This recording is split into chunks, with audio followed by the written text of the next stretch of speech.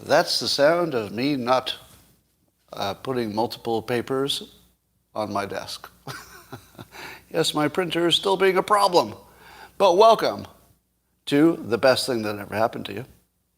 We'll be going to Plan B. Oh my goodness. Is Plan B not working? Doesn't seem that it is. Well, we'll make this work, I swear to God. Well, that's weird. Apparently I have at least 2 technical problems happening at the same time.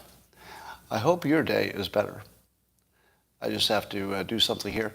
Now, in order to make the technology work perfectly, it's going to require the collective affirmations of all of you.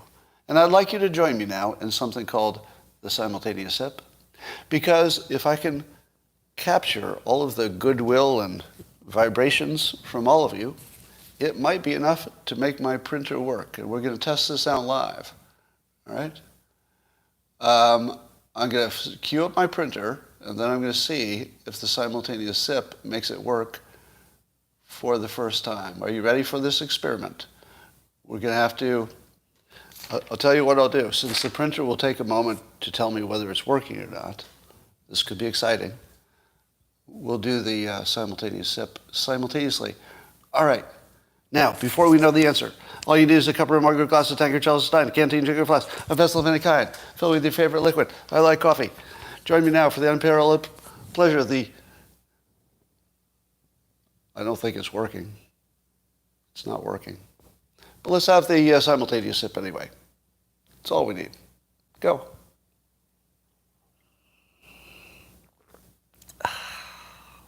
Now, one of the questions you might ask yourself is, Scott, how do you handle the risk of embarrassing yourself in a live setting to thousands of people? And the answer is, I don't really care. I've noticed over the years that when I have a really good plan and I'm really I'm on point and I think I'm nailing it, sometimes people like it, sometimes they don't. And that I've also noticed that if I'm completely unprepared and everything goes wrong, sometimes it's great, sometimes it's not. It's completely non-predictive. I'll tell you when I first learned that. I did reboot it. I rebooted it just before I went live. The first time I learned that preparation doesn't seem to matter as much as you think is when I started cartooning and I only had an hour to make a cartoon before I went to my day job. And if I didn't do one in that hour, I'd fall behind deadline. And I found that sometimes I'd come in there and I'd have an idea and I'd have the full hour to develop it and it'd be pretty good. Sometimes not. And other times, 55 minutes would go by and I'd have nothing. But I had a rule that I always had to do something. The same rule the Beatles had, by the way.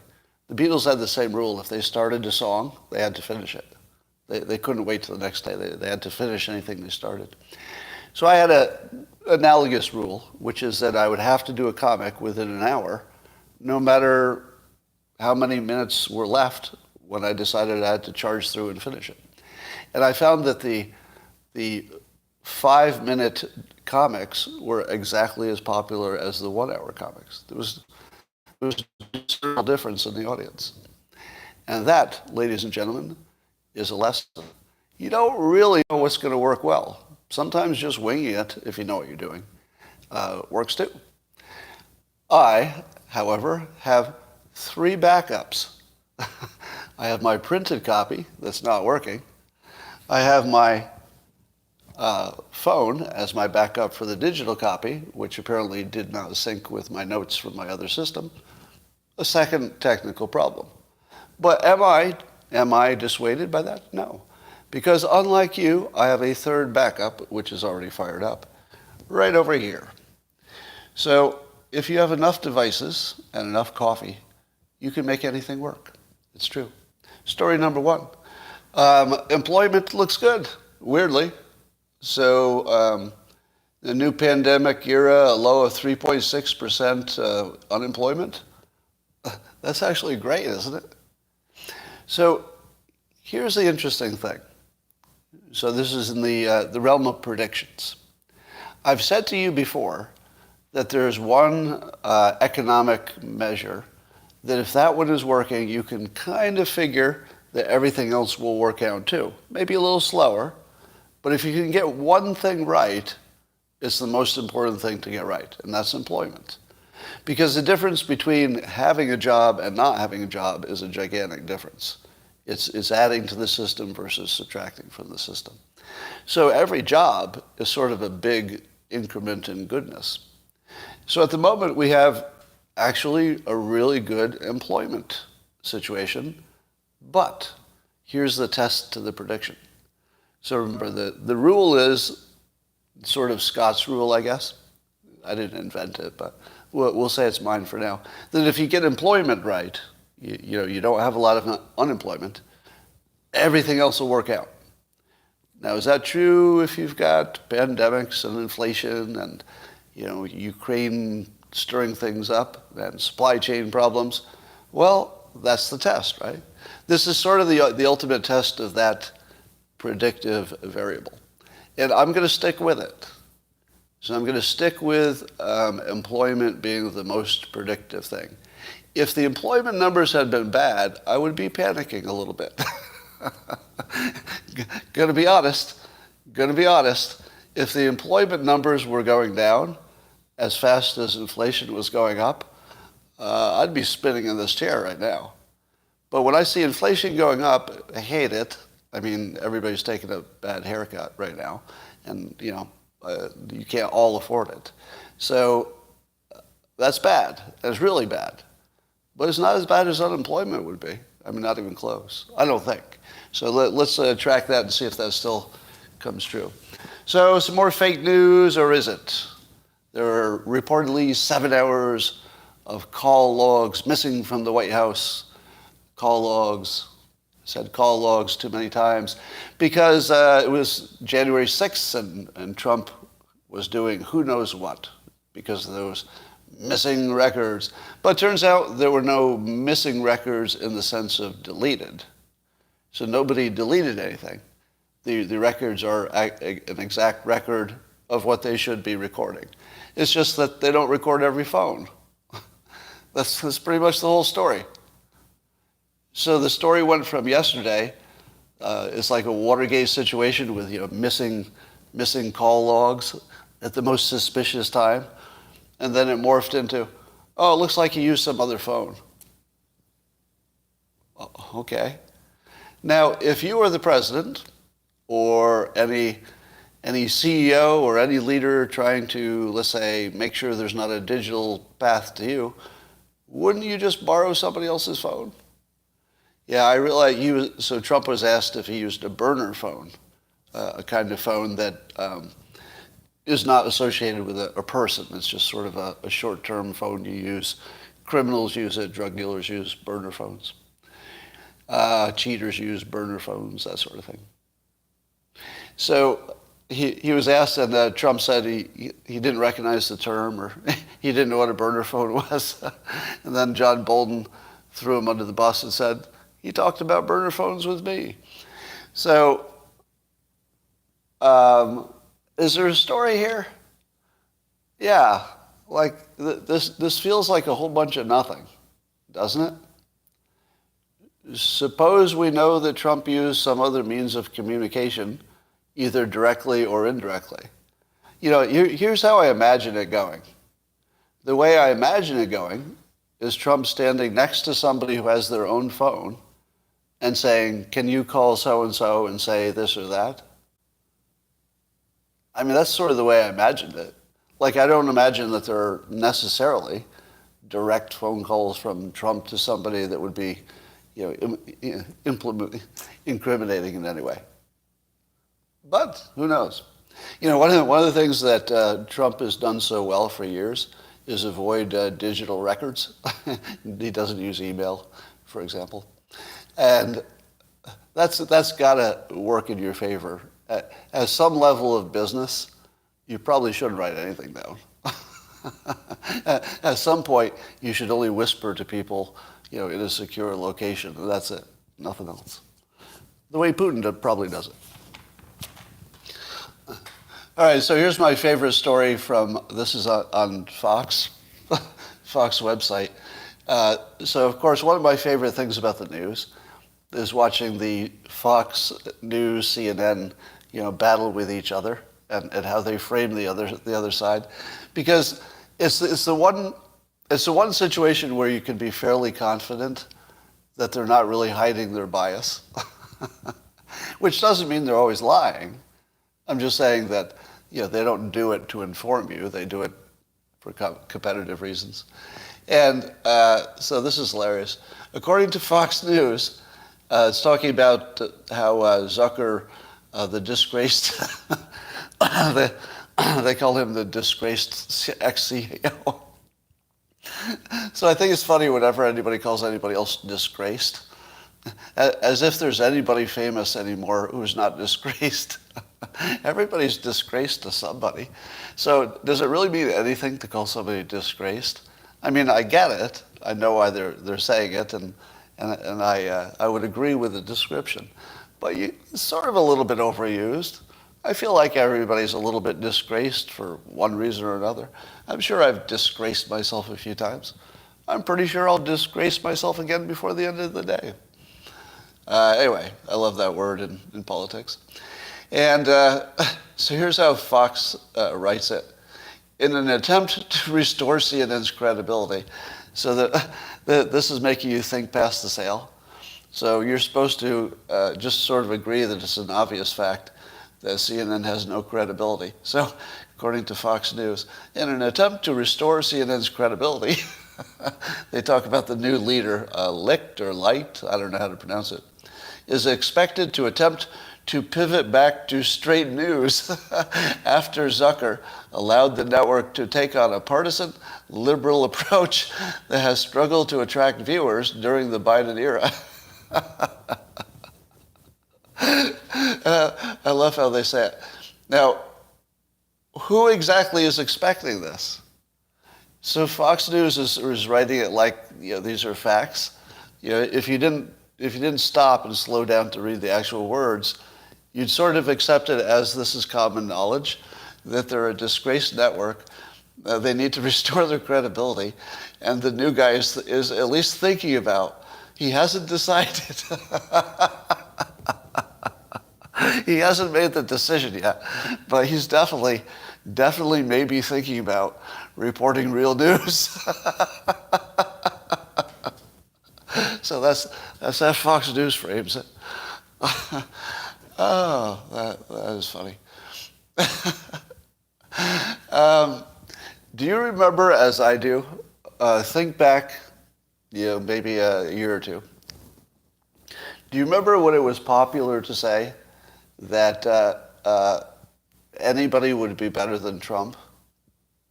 Anybody would be a better president than Trump. And one of the reasons that people would defend Biden, I'd say, Biden's too old. What about, forget about his policies. Can we really have a president that old? Isn't that unsafe? And people would say, I swear to God, they'd say, anything's better than Trump. But I'll bet they didn't think they'd get to test that hypothesis, did they? Turns out we're testing the hypothesis. We're literally finding out if anything is absolutely anything better than Trump. So, normally you would think that you would say that as sort of a framing question. You don't think that you get to actually scientifically test it. So we found the furthest thing from something that you could get. Here's something. Here's Biden. Let's see if anything is better than Trump. So far, I think Trump is beating the furthest thing from something. But maybe I'm being subjective about that. Maybe. So I've seen a few people speculate, and I was having the same feeling. Geopolitics said this, and I'm seeing some other writers pick up on it, that it seems like the mainstream media is trying to get ahead of the Hunter Biden laptop story that they had been suppressing and behind until now. It seemed like somewhat of a sudden shift, as if they've been informed something's coming. Meaning that they need to get ahead of it because it'd be a little too embarrassing to have never mentioned it if, for example, and this is hypothetical, if there's an indictment coming down. It's starting to look like foreshadowing, doesn't it? If this were a movie script, and you saw the, let's say the protagonist of the movie, if you saw them flipping through the channels and all the news anchors started talking about this story for the first time, and you knew that was unusual, wouldn't you see it as foreshadowing? Definitely. It looks exactly like it. Now, I don't think it's the same reason. I think it's maybe just they're softening up the public for what's coming, maybe. The other possibility is that the decision has come down to get rid of Biden so that he's not a risk for running. Because what if Joe Biden said he said it publicly, but what if he really said he's going to run again? What would the Democrat leadership do if Biden, who is the president after all, what if he said he wants to run again? He could make it happen, could he not? I think he'd get the nomination. I don't know that the Democrats can allow that to happen. So it looks like the hit has been put on Biden himself by the Democrats. Am I wrong? I feel like they put the hit on him. They have to take him out so that they have a chance of, developing somebody who could be more of a longer-term leader under the mold of whoever is molding whoever. Somebody's molding somebody over there. I'm sure of it. Yeah. The 25th is knocking, you say. All right. Here's a question that I've been wondering. We keep hearing about the 50 former and current Intel officials who signed a letter saying that the Hunter laptop thing was Russian disinformation when they must have known that it wasn't. Or they must have known that they couldn't know whether it was or it wasn't. Now, how do you get 50 people, professionals, to tell a horrendous lie in public and then sign it? What exactly were they getting in return? Or is it worse? Did somebody like John Brennan, I'll just pick him as a random name, did somebody just ask them to do it and then they just did? Were all of those officials so afraid of whoever asked them to do it that they knew that doing it was good for their careers and not doing it was bad for their careers? In other words, were they blackmailed? Because that's what that is, right? Now, do you have to say the words, or are they all in a business where they know how things work? Remember Schumer said, they've got 100 ways from Sunday or something to get back at you? So do you think that people in the intelligence world need to explicitly threaten anything? They don't need to explicitly threaten anything because they're all on the same page. So if somebody such as, I'll just pick a name at random, John Brennan, if somebody at that stature were to ask them to do something that they didn't want to do and didn't feel completely comfortable with, would they feel that they had to do it anyway? And isn't that blackmail? If you don't explicitly say, I will get back at you, is that necessary? Does the crime of blackmail require an explicit threat? Actually, I don't know the answer to that. Or there's probably 100 lawyers watching this right now. If somebody's an attorney, do you need the threats or the blackmail threats spelled out? Or can it be so clear to anybody who would understand the situation that it still counts as a crime? Because you've set up a situation where it's very clear that blackmail is in play, even if you don't say it. That'd be hard to prove, wouldn't it? Oh, that would be extortion, somebody says? I don't know about that. Why pay blackmail if there's no threat? Because there's an implied cause and effect.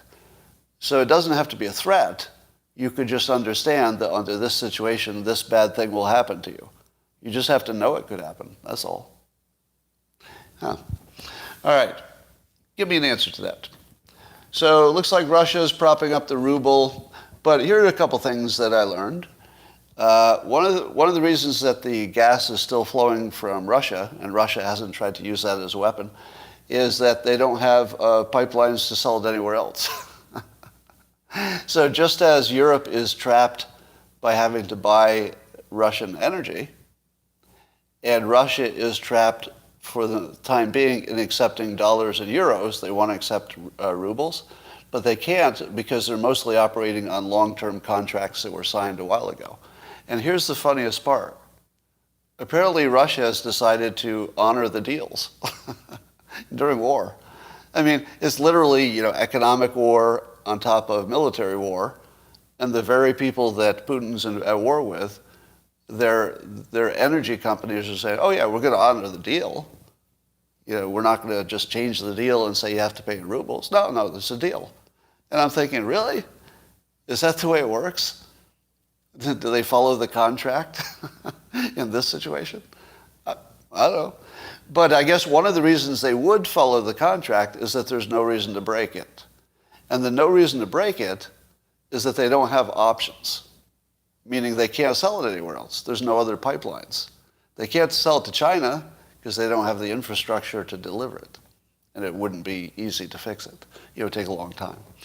So Russia is trapped and Europe is trapped. So Russia probably wants to use it as a weapon but can't because they don't have alternatives. And Europe would like to use it as a weapon by not buying it, but they can't because they don't have alternatives. And then Biden's going to release this gas from the reserves, the emergency reserves, that every expert, everyone says will make no difference at all. Am I wrong? Literally every expert says this will make no difference at all. Oh, it might make a difference if there's an emergency. If there's an emergency, you're going to miss it because he might use a third of it or some big number. And then we'll have to fill it back up at a higher price. I mean, it doesn't look like anything. It doesn't look like anything that Biden's doing is right. Does it? I'm sure I'm a little biased there. Did you know? All right, we'll check your fake news because the fake news is not all on the other side. Let me say it again. You and I may have been victims of fake news too, not just other people, not just other people. And here's one that maybe we didn't all know. We keep talking about this Keystone pipeline. Did you know that there are two Keystone pipelines, at least two? One is completely done and working fine, so nothing happened with that one recently. But the Keystone XL is the one that was going to be built, but it's not close to, it wasn't even close to being done. So therefore, when Biden closed it down, it shouldn't have made really any difference that we should see now. It could have made a difference in the long run, globally. A lot of it wasn't even going to be domestic. So there was, basically, that story may be overblown. So for those of you saying, hey, look what Biden did, if he had kept that pipeline project going, our gas prices would be less or whatever. But probably not. Probably not. However, energy prices don't move on actual supply and demand as much as the expectation of supply and demand, which I hasten to say, because I know I'm being watched by real economists, the expectation of supply and the actual supply are kind of a blended concept in economics. You get that? So it's a finer point. I'm not sure it's useful for the general public, but the actual supply and the expected supply don't really have much of a difference when you're pricing stuff. Okay, you're welcome. See, I can adjust. So that adjustment is based on specific feedback that I thought was useful. And so, when Biden does things like any kind of energy project in public, what should be your first thought? Hey, people might expect less energy in the future. So it changes expectations. Changing expectations has an effect on effectively what we call the supply. And so collectively, the things that Biden did are signaling a lack of supply in the future. So it's not an actual supply change. It's an expected supply change, and that could change the price. So where Trump did everything right psychologically, Biden is doing everything wrong psychologically if you believe that wrong means producing less energy domestically. All right. I have a theory that all wars are going to be drone wars from now on, meaning that the thing that will matter is how well your drones are performing and how many you have. And that will be the dominant weapon because it has to be, right? It kind of has to be. You have to think there's a limit to manned aircraft, right? There has to be a limit to how many human aircraft there can be, because as the number of unmanned aircraft goes up, they're all vulnerable. And there's no way that ground-based anything is going to compete with drones if you have enough of them. So, of course, there are ways to jam drones and blah, blah, blah, blah, blah. But ultimately, there's going to be somebody's going to take out the jammer, and then the drones take over, blah, blah, blah. So to me, it seems that drones are going to be the thing that predict who wins, which also means economy in some ways, or who's supporting you with their own economy. And here's my take on Ukraine. Going to the whiteboard. As some number of drones, whatever that number is, Ukraine wins. Meaning that, let's see if I can get you a better picture here. Meaning that the only thing that is going to predict what happens with Ukraine next is how many drones have been delivered and how many of them can be, actually used. And we don't know that number, do we? Why is it that we don't know that number? Isn't that the single most important thing? Because if they have enough drones of the right kind, and I'm talking about the small suicide drones, I'm not talking about the big ones, the Turkish ones that are very expensive. I'm talking about the small ones. If they have enough of them,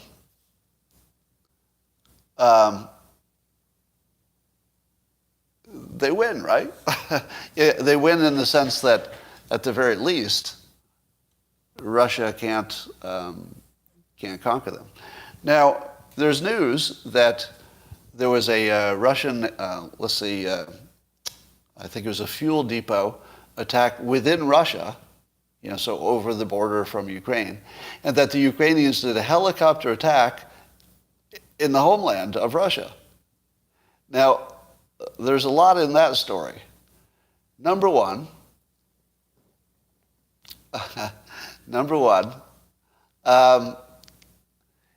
if they're going after fuel, that's more indication that it's a war of starving the army, right?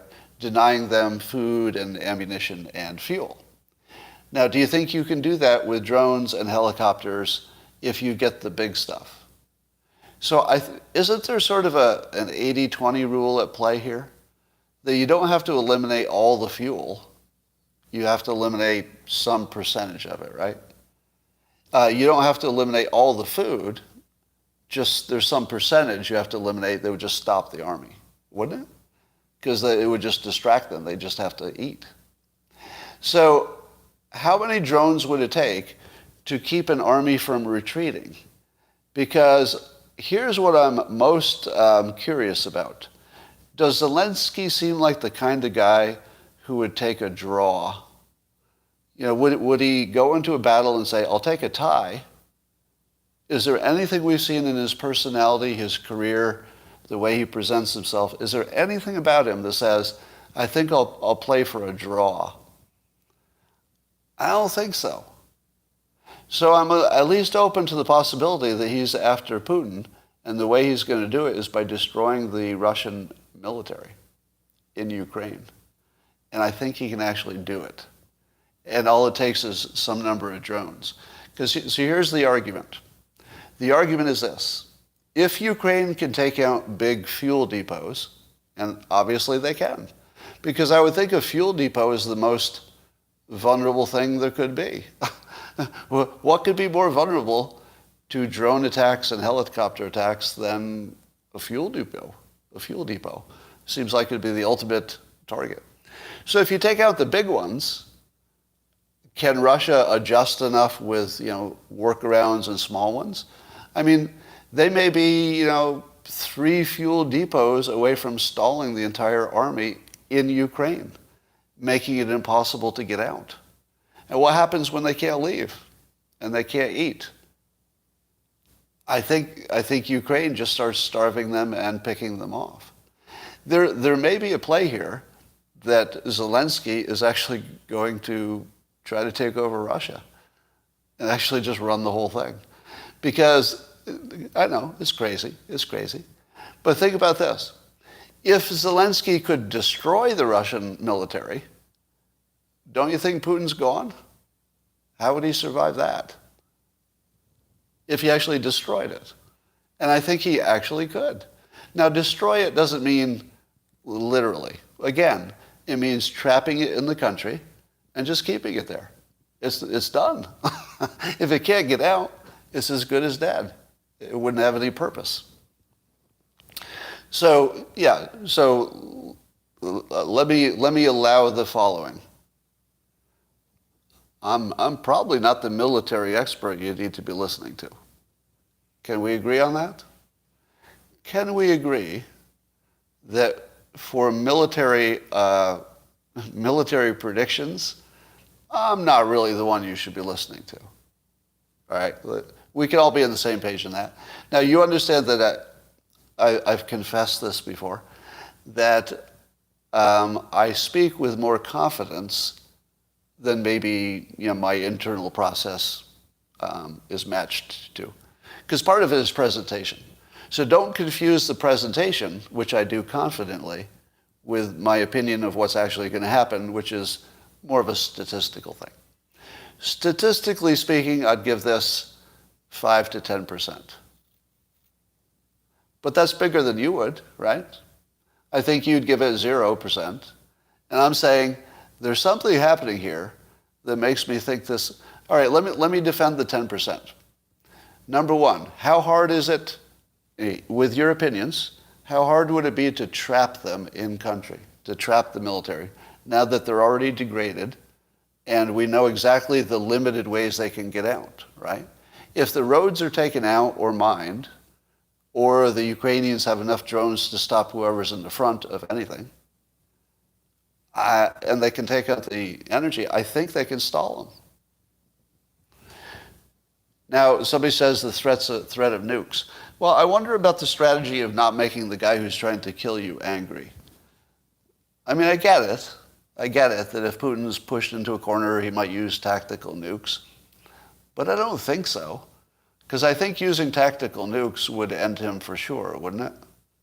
Or it would reduce his chances of survival. And we don't actually think he's crazy, do we? I mean, he'd have to be literally crazy to do that, I think. And I don't think we think he's literally crazy. That was more propaganda.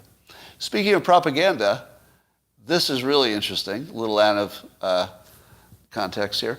But Stephen Collinson, who usually writes about Trump and how bad Trump is, and I always think of him as CNN's paid propagandist, because he's an opinion writer, so it's fair to do what he does, right? It's just opinion, and it's presented that way. So I think that's fair as long as he's presenting it as opinion, and he does. But he's changed. Let me just tell you what he said today. It has nothing to do with Trump, but just keep in mind that on CNN, in my opinion, so this is just my opinion, he's sort of their go-to propaganda guy. Go write some bad stories about Trump sort of thing. But now he's saying that Western intelligence agencies are waging a psychological war over Ukraine. He says directly with Russian President Putin, an expert at the genre, who is now effectively taking a dose of his own medicine. So Stephen Collinson is talking about how the Western intel people are using as much misinformation to get at Putin as Putin is using misinformation to get at us. So they're playing the same game. And he says the United States and its allies are painting a picture of a bogged down, demoralized, and dysfunctional Russian military taking disastrous losses on the battlefield and are simultaneously conjuring a vision of growing political tension inside the Kremlin. They claim the Russian leader is isolated, poorly advised, and lacking real intelligence on just how badly the war is going. Now, correct me if I'm wrong, but did not Stephen Collinson just say, and I don't think I'm overinterpreting this, am I? Did he not just say that the message that is known to be, he's characterizing it as disinformation, matches exactly CNN's reporting on the war? So is he not basically saying that CNN is part of the disinformation campaign? Because what CNN is reporting is exactly what the intel people are telling them, which is, hey, we've got this secret insider information that Putin's not getting good information inside, as if we know that. As if we know that, right? And it's kind of weird, meta, self-referential thing that's confusing me. So the CNN guy whose job it is, again, in my opinion, is to write opinion pieces that are completely biased, is writing an opinion piece in the context of Fox News saying that CNN may be trying to report straight news, and Collinson is reporting something that looks to me like straight news. And the straight news is that all the news people have been lying to you because intelligence people have been feeding them BS, which surely they knew. Surely the media companies knew that they were getting propaganda. Surely the media companies know that when somebody says, hey, we've got some information from Putin's bathroom, like he was scribbling a note while he was on the toilet, and we saw the note, and it says that he's not getting good information from his generals. No, we didn't. No, we didn't. The people who are in the media professionally, who have done this for years, they know that when you hear in the context of war, when you hear that there's trouble inside Putin's inner circle, they know that's not real. But did they report it to you as though it were not real? Did they report it to you as something that is obvious propaganda? It could be real, but that you should judge it as probable propaganda. I don't believe they did. If I'm wrong, please correct me. But I believe the media reported these as if it was a report that you should take with some, not a grain of salt necessarily. Right? So, is it true what Fox News is saying, that CNN is going to start being straight with the news and actually tell you what's really happening? I don't know. Here's a question that I wonder about. Why have there been no Ukrainian drone attacks in Moscow? Now, when I say in Moscow, I mean not against civilian targets, but there must be, government buildings that you could explode with a small suicide drone. Now, you might say to yourself, Scott, it's not easy to get a Ukrainian and a drone into Russia. To which I say, can you really tell the difference between a Ukrainian and a Russian? There are no Ukrainians that speak Russian really well. I'm pretty sure there are. And you can't get a drone that literally would fit in a suitcase. You can't get one of those and one Ukrainian within 2 kilometers of Moscow to take out, I don't know, there are Politburo or something, or at least put a bomb there. Because all it would do really, it wouldn't, ideally it would kill no civilians, it would just make news. Don't you think that the citizens of Russia would start asking questions if government buildings start blowing up in Moscow? And I'm trying to think, why isn't that happening? I'm not recommending it. So again, sometimes my tone gives you a misleading sense of my opinion. My opinion is, I don't know, again, I'm not a military expert, but it seems to me, yeah, if the only risk is the risk of nukes, I don't think that would do it. Do you? Do you think blowing up a few government buildings in Moscow would cause Putin to nuke anything? I don't think so. I don't think so at all. Now, again, we also don't know, right? So do you want to take the risk? Maybe not. Maybe not. But if Zelensky is willing to do a helicopter attack in Russian territory, which he just did, actually it's the second time, if they're willing to do that, are they, somebody says false flag? I don't know if you take out a depot that big. That would be the worst false flag. If you're going to pick a false flag, that would be the worst one you could pick. All right. Here's some interesting things. Or are there? The Hunter laptop story is funny. Jack Posobiec has tweeted a number of times that, I don't know, it's been some long number of months since he offered the full copy of Hunter's laptop, a copy of the drive, to the media, including Jake Tapper at CNN. And nobody's ever taken him up on it. What's that tell you? Now, don't you think they'd at least want to look at it, even to report that it's fake? Don't even care? Don't even want to get a copy? I don't know. Now, I also saw a Glenn Greenwald article about Matt Gaetz. And how long has it been since the Matt Gaetz allegations?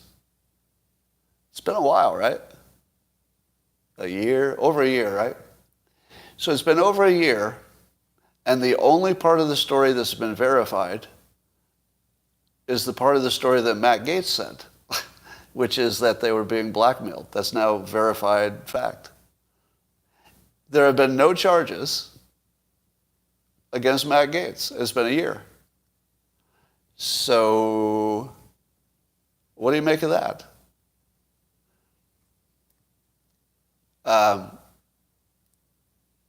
Yeah, he got canceled hard.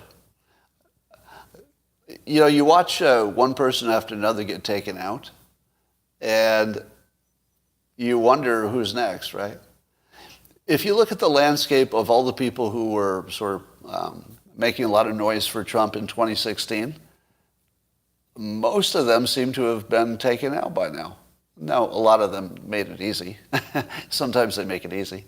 But, wow. Yeah, Jim Jordan, there's a hit piece on him as well. I mean, I don't know what things are true and what are not. So I neither condemn nor defend anybody who's been accused of things I have no idea what they did or didn't do.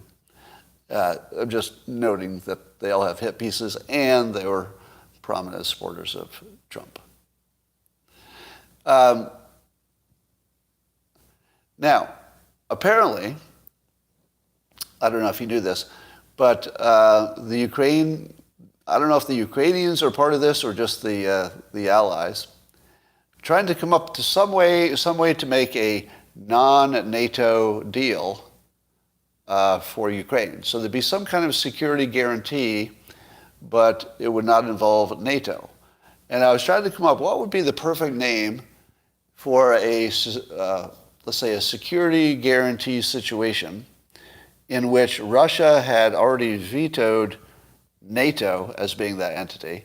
So it'd have to be something that's no, it's not NATO. No, it's not NATO. It's something like it, So I would call it Nieto. Nieto. Not NATO. It's the one that was, hey, that's not bad. Nieto. I'll leave you a moment to savor and relish that pun. And you're welcome. You're welcome. Oh, Lord. All right. Is there anything else that I have not covered? Is there any story? And please don't ask me about Disney. I don't know if there's anything I've cared less about than the whole Disney blah, blah, blah, blah. I don't care. I don't know why. Now, I was a little surprised that you were all here on time. It's a little surprising because once Congress rolled back that whole daylight savings time thing yesterday, once they moved the clocks back last night, I thought, today I'm going to wake up and like half of you aren't even going to show up at the right time. But apparently, many of you are on top of it, and you adjusted your clocks last night so that you would be on time for this and for work. What? What? Oh, it's April Fools. April Fools. Somebody says, my spirit animal is a tortoise. I don't quite know how to take that. But I'd like to put this horrible thought in your mind. Everybody reminds you of an animal. You just haven't figured out which one yet. And once you see it, you can't unsee it.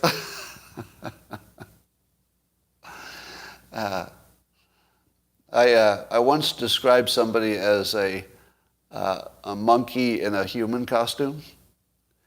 And by the way, it was a Caucasian human I was mocking, just so you don't think there's a racial element to it, because it wasn't. And once you hear it, it's all you can see. It's all you can see after you get that in your head.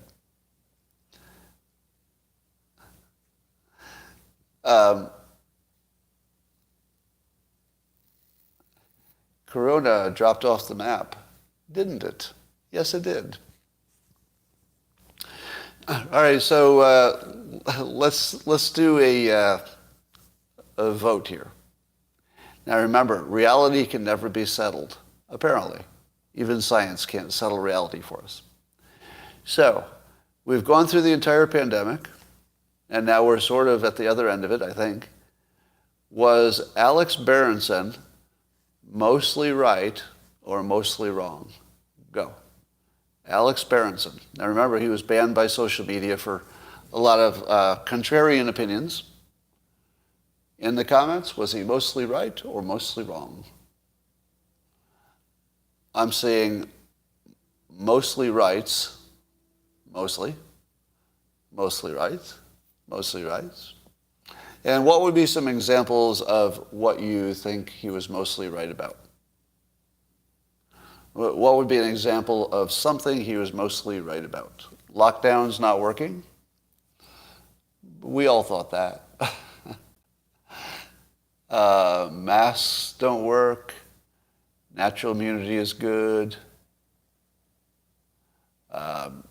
Masks weren't effective during Omicron. Vaccination leak. Lab leak. Interesting. All right. Who do you think was the most accurate predictor, let's say predictor, during the pandemic?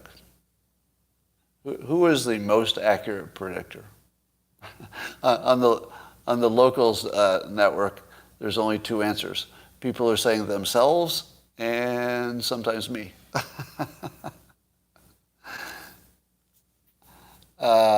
Joe Rogan, Alex Jones. The YouTube answers are completely different. Trump, Tim Pool. Only one person on YouTube says me. So that's the difference between the subscription network and the open network. Yeah. Well, here's the thing. We're gonna have to make do with the fact that it cannot be settled. That is so unsatisfying to me. It's terribly unsatisfying that it can't be settled. I would say that my record is the best by far, because I'm pretty sure everything that Alex Berenson got right, I got right. I'm pretty sure. I can't think of. We disagreed on masks, but we didn't disagree on mandates. So I agreed that if they worked, they didn't work well enough. I mean, once we got past the first, initial phase. So I think he was wrong about the science of masks, but right that they didn't make enough difference in the real world, the way people actually acted. Yes, on locals, people actually pay for my opinion, as is being said on locals right now. And so they're more likely to think that they're paying for something that has value. So cognitive dissonance would cause people on a subscription network to believe that you were more right than you actually are. Right? That bias should be something you're actually feeling if you're paying for it. The number of deaths. Yeah. So a number of people say that I make every kind of prediction and then I can confirm I'm right. So how many would agree with that characterization of me? That I'm someone who makes all kinds of predictions, I guess maybe on both sides of issues, so then I can claim I'm right. What would be an example of that? I'm seeing enough yeses that I'm taking it seriously. But what would be, there are lots of yeses but lots of nos. What would be an example of that? There probably isn't. Ukraine. Well, but Ukraine, I took the L on Ukraine. That doesn't count. If I explicitly take the L, then you can't say, how do you criticize that? If I make a clear prediction and then say I was very wrong,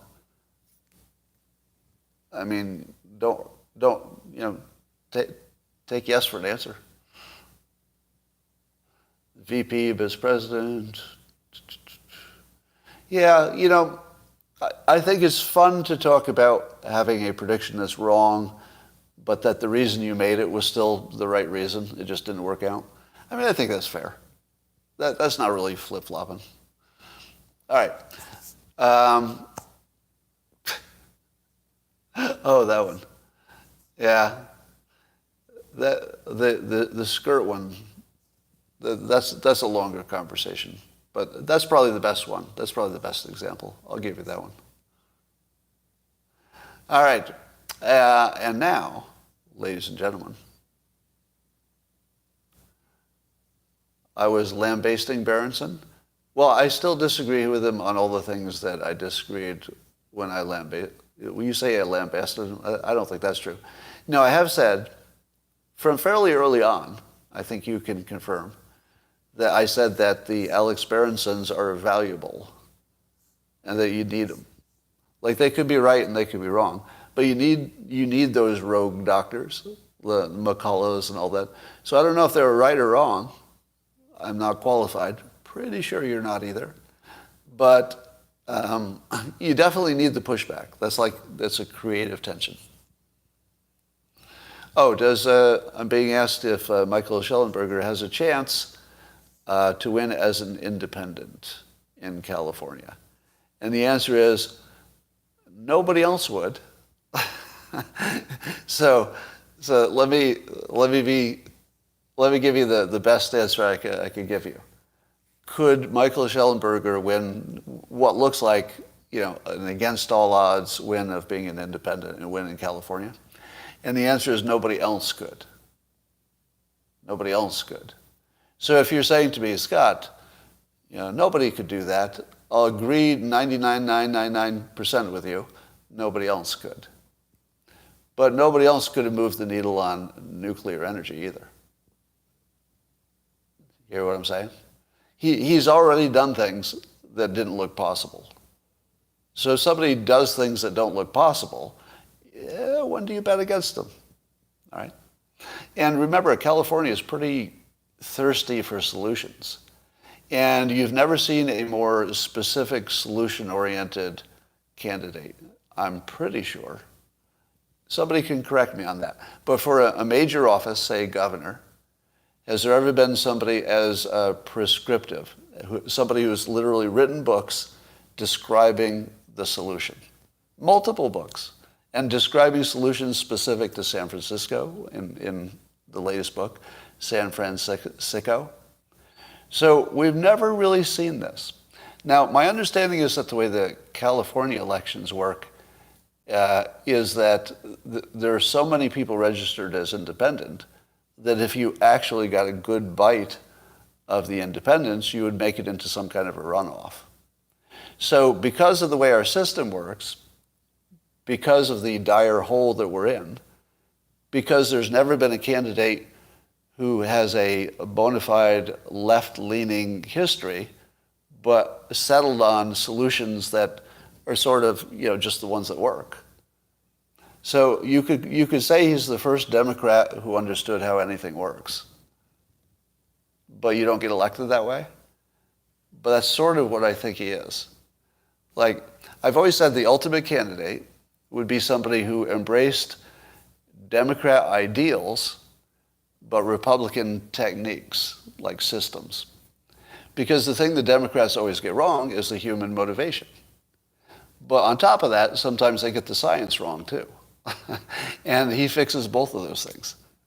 So the Schellenberger approach to basically everything is, what do we know already works? What do we know doesn't work? Let's do more of the things that work. That's it. And who's on the other side of that? Exactly. Right? Like, what's the counter argument to doing things that we can pretty well confirm work, and avoiding the things we can pretty be sure of don't work? I don't know. Now, the thing he does that maybe will limit him is, while he has a serious history of caring about the planet, very left-leaning ideals. That's how he started, an activist in that area. And he's definitely very concerned about the homeless and the disadvantaged, because again, that's another huge focus of his work.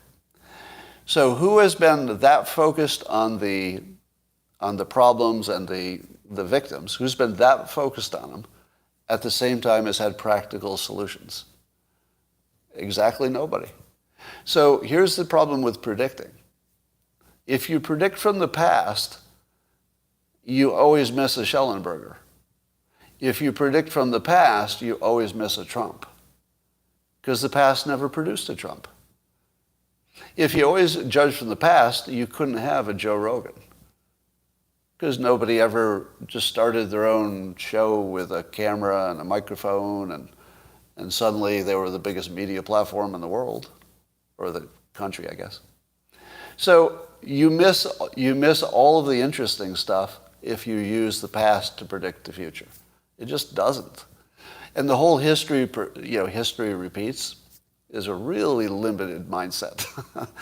You don't want to get trapped in that. Yeah, it doesn't repeat, but it rhymes. Exactly.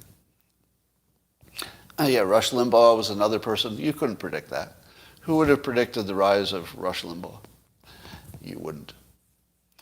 All right. And that, by the way, is all I have to say for today. I think this was by far the highlight of your experience today. And I hope it gets better, because that would be amazing. I mean, imagine starting from this plateau and even getting better. Come on. Come on. And yes, I went an entire day without talking about the slap. And I think that is a sign of the golden age. YouTube, I'll talk to you tomorrow.